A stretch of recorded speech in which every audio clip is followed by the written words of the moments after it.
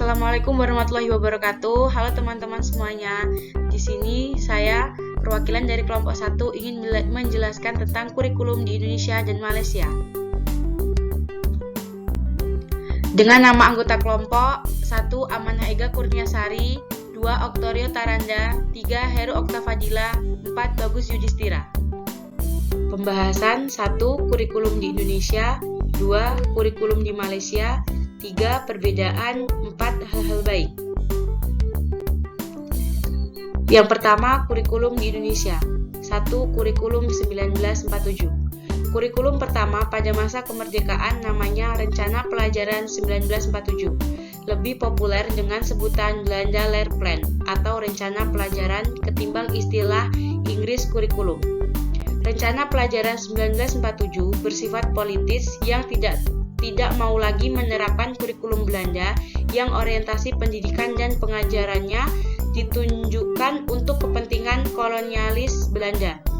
Asas pendidikan ditetapkan Pancasila, tapi karena situasi perang revolusi, maka Rencana Pelajaran 1947 baru diterapkan pada tahun 1950. Oleh karena itu, Rencana Pelajaran 1947 sering juga disebut Kurikulum 1950. Susunan Rencana Pelajaran 1947 sangat sederhana, hanya memuat 2 hal-hal pokok, yaitu daftar mata pelajaran dan jam pengajarannya serta garis-garis besar pengajarannya. 2. Kurikulum 1952. Kurikulum ini lebih merinci setiap mata pelajaran yang disebut Rencana Pelajaran Terurai 1952. Di penghujung era Presiden Soekarno, muncul Rencana Pendidikan 1964 atau Kurikulum 1964. Fokusnya pada pengembangan daya cipta, rasa, karsa, karya, dan moral Pancawardhana. Mata pelajaran diklasifikasikan dalam 5 kelompok bidang studi: moral, kecerdasan, emosional atau artistik, keprigelan atau keterampilan, dan jasmaniah. Pendidikan dasar lebih menekankan pada pengetahuan dan kegiatan fungsional praktis. 3. Kurikulum 1968. Kelahiran Kurikulum 1968 bersifat politis, mengganti Rencana Pendidikan 1964 yang dicitrakan sebagai produk Orde Lama.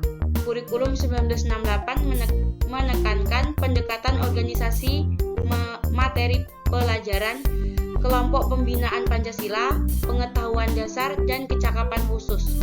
Jumlah pelajarannya 9. Muatan materi bersifat teoritis, tak mengaitkan dengan permasalahan faktual di lapangan. Titik beratnya pada materi apa saja yang tepat diberikan kepada siswa di setiap jenjang pendidikan. 4. Kurikulum 1975. Kurikulum 1975 menekankan pada tujuan agar pendidikan lebih efisien dan efektif. Metode, materi, dan tujuan pengajaran dirinci dalam prosedur pengembangan sistem instruksional atau PPSI. Dikenal istilah satuan pelajaran, yakni rencana pelajaran setiap satuan bahasan. Setiap satuan pelajaran dirinci lagi: petunjuk umum, tujuan instruksional khusus atau TIK, materi pelajaran, alat pelajaran, kegiatan belajar mengajar, dan evaluasi. 5. Kurikulum 1984. Kurikulum ini juga sering disebut Kurikulum 1975 yang disempurnakan. Kurikulum 1984 mengusung proses skill approach. Meski mengutamakan pendekatan proses, tapi faktor tujuan tetap penting. Posisi siswa ditempatkan sebagai subjek belajar, dari mengamati sesuatu, mengelompokkan, mendiskusikan, hingga melaporkan. Model ini disebut cara belajar siswa aktif atau CBSA, atau Student Active Learning atau SAL. 6. Kurikulum 1994. Kurikulum 1994 berupaya memadukan kurikulum-kurikulum sebelumnya. Tujuan perpaduan tujuan dan proses belum berhasil lantaran beban belajar siswa dinilai terlalu berat, dari muatan nasional hingga lokal. Materi muatan lokal disesuaikan dengan kebutuhan daerah masing-masing, misalnya bahasa daerah, kesenian, keterampilan daerah, dan lain-lain. Kejatuhan rezim Soekarno pada tahun 1998 diikuti kehadiran suplemen Kurikulum 1999. tapi perubahannya lebih pada menambah sejumlah materi. 7. Kurikulum 2004. Kurikulum 2004 ini populer juga dengan sebutan kurikulum berbasis kompetensi atau KBK. Setiap pelajaran diurai berdasar kompetensi apa yang mesti dicapai siswa. Sayangnya, kerancuan muncul bila dikaitkan dengan alat ukur kompetensi siswa, yakni ujian yang masih berupa soal pilihan ganda. Bila target kompetensi yang ingin dicapai, evaluasinya tentu lebih banyak pada praktik atau soal uraian yang mampu mengukur seberapa besar pemahaman dan kompetensi siswa.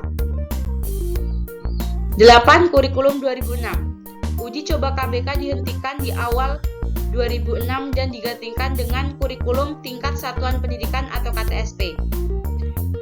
Dari segi isi dan proses pencapaian target kompetensi pelajaran oleh siswa hingga teknis evaluasi tidak banyak perbedaan dengan kurikulum 2004. Perbedaan yang paling menonjol adalah guru lebih diberikan kebebasan untuk merencanakan pembelajaran sesuai dengan lingkungan dan kondisi siswa serta kondisi sekolah berada. 9. Kurikulum 2013. Kurikulum 2013 terutama berorientasi pada perubahan proses pembelajaran yang semula dari siswa diberi tahu menjadi siswa menjadi tahu. Dan proses penilaian dari berfokus pada pengetahuan melalui penilaian output menjadi berbasis kemampuan melalui penilaian dan output. Penambahan jam pelajaran sebagaimana hal kecenderungan negara-negara luar belakangan ini seperti Knowledge is Power program atau KIPP.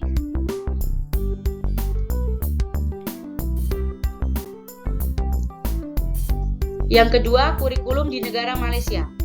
A. Kebijakan pemerintah terkait implementasi kurikulum di Malaysia. Pendidikan di Malaysia sejak zaman kolonial sampai sekarang sepenuhnya berada di bawah kendali pemerintah pusat federal yang diketahui oleh Menteri Pelajaran. Adapun kebijakan terhadap pendidikan Islam di Malaysia antara lain: 1. Sejak merdeka pada tahun 1957, ilmu pengetahuan agama Islam telah dijadikan sebagai kurikulum pendidikan nasional Malaysia. Pada tahun 1975, berbagai langkah penting untuk memperkuat pendidikan Islam ditempuh oleh Departemen Pendidikan.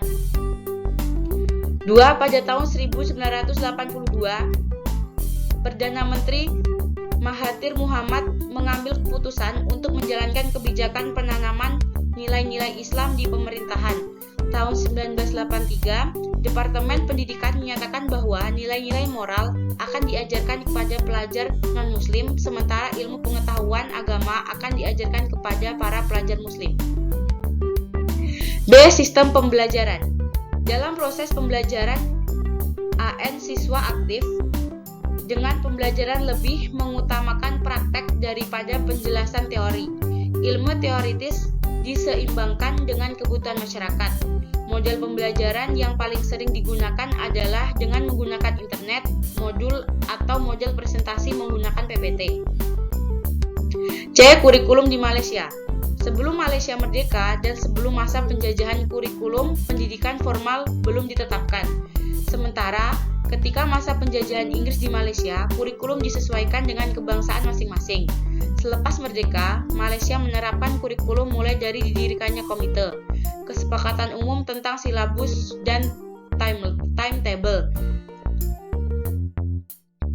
Pendidikan Pusat Perkembangan Kurikulum di bawah Kementerian Pendidikan Malaysia sampai dengan dicetuskannya kurikulum baru sekolah rendah atau KBSR dan kurikulum bersepatu sekolah menengah atau KBSM.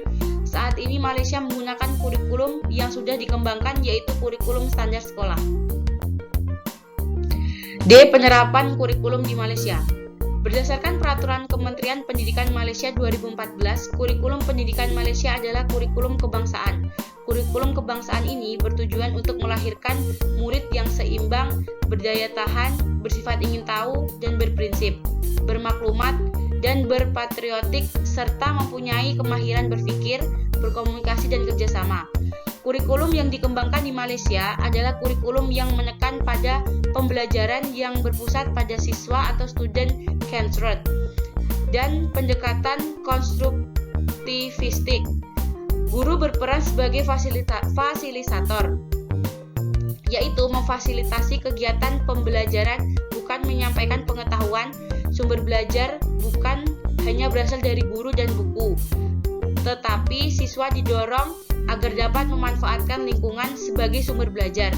Perubahan kurikulum mengacu pada usaha memperbaiki program pembelajaran untuk meningkatkan keberhasilan murid dalam mencapai 6 aspirasi, yaitu pengetahuan, kemahiran berpikir, kemahiran memimpin, kemahiran dwibahasa, etika dan kerohanian, serta identitas nasional seperti dituangkan dalam peran pembangunan pendidikan Malaysia atau PPPM 2013-2015. Dalam peraturan Kementerian Pendidikan Malaysia 2016 dijelaskan bahwa dalam memastikan kesinambungan pendidikan rendah dengan pendidikan menengah, transformasi kurikulum dilaksanakan ke atas kurikulum bersepadu sekolah menengah atau KBSM. KBSM diperlukan dan ditambah baik bagi memastikan kurikulum senantiasa relevan dengan keperluan semasa dan cabaran abad ke-21 serta selari dengan pelan transformasi kerajaan. Kurikulum baharu ini dikenal sebagai kurikulum standar sekolah rendah atau KSSR dan kurikulum standar sekolah menengah atau KSSM. Perbedaan antara kurikulum di Indonesia dan kurikulum di negara Malaysia. 1. Dari segi struktur sistem pendidikan. Di Indonesia, sistem pendidikan terdiri dari pendidikan dasar 6 tahun sekolah dasar dan 3 tahun sekolah menengah pertama, 3 tahun sekolah menengah atas, dan 3 tahun sekolah menengah kejuruan, dan pendidikan tinggi, sarjana, magister, dan dokter. Di Malaysia, sistem pendidikan terdiri dari pendidikan prasekolah, pendidikan dasar, 6 tahun sekolah rendah, pendidikan menengah, 5 tahun sekolah menengah atas, dan pendidikan tinggi. 2. Dari segi kurikulum. Kurikulum di Indonesia berbasis kurikulum 2013 yang menekankan pada pengembangan karakter, keterampilan, dan pengetahuan. Kurikulum di Malaysia mengikuti kurikulum standar sekolah rendah atau KSSR dan kurikulum standar sekolah menengah atau KSSM yang menekan pendekatan terpadu dan berorientasi pada pembelajaran berbasis kompetensi. 3. Bahasa pengantar. Di Indonesia, bahasa pengantar di sekolah umumnya adalah bahasa Indonesia, dengan bahasa daerah diajarkan sebagai mata pelajaran terpisah. Di Malaysia, terdapat 3 bahasa pengantar di sekolah, yaitu bahasa Malaysia atau Malay, bahasa Inggris, dan bahasa Mandarin atau Tamil, tergantung pada jenis sekolah dan kurikulum yang diikuti. 4. Ujian nasional. Di Indonesia, terdapat ujian nasional sebagai ujian akhir untuk siswa sekolah menengah atas yang menentukan kelulusan dan akses ke perguruan tinggi. Di Malaysia, terdapat sijil pelajaran Malaysia atau SPM sebagai uji akhir tingkat menengah yang juga menentukan kelulusan dan akses ke perguruan tinggi. 5. Dari segi biaya pendidikan. Di Indonesia, pendidikan di sekolah negeri umumnya lebih terjangkau daripada di sekolah swasta. Sementara itu, di Malaysia, biaya pendidikan di sekolah swasta seringkali lebih tinggi dibandingkan dengan sekolah negeri. Yang keenam, kebebasan beragama. Di Indonesia, kebebasan beragama diakui dan dijamin dalam konstitusi, dan siswa memiliki kebebasan untuk memilih agama yang ingin dipelajari. Di Malaysia, Islam adalah agama resmi, dan pendidikan Islam menjadi bagian integral dari kurikulum di sekolah-sekolah. Hal-hal baik yang ada di dalam kurikulum negara Malaysia. Kelebihan kurikulum di negara Malaysia. 1. Kurikulum yang digunakan baku dan tidak sering terjadi pergantian kurikulum sehingga sistem pendidikan semakin maju. 2. Sistem siswa akan lebih mengembangkan kemampuan yang dimilikinya agar dapat menjadi warga negara yang berguna bagi negaranya. 3. Pendidikan moral dalam kurikulum Malaysia dapat memberikan situasi yang membantu pelajar untuk menerapkan nilai-nilai moral dalam kehidupan sehari-hari. 4. Penyajian atau pemaparan materi dalam kurikulum lebih banyak dianalogikan dengan contoh nyata sehingga siswa akan lebih mudah memahami materi. Itulah tadi materi yang saya sampaikan atas perwakilan dari kelompok 1. Terima kasih. Wassalamualaikum warahmatullahi wabarakatuh.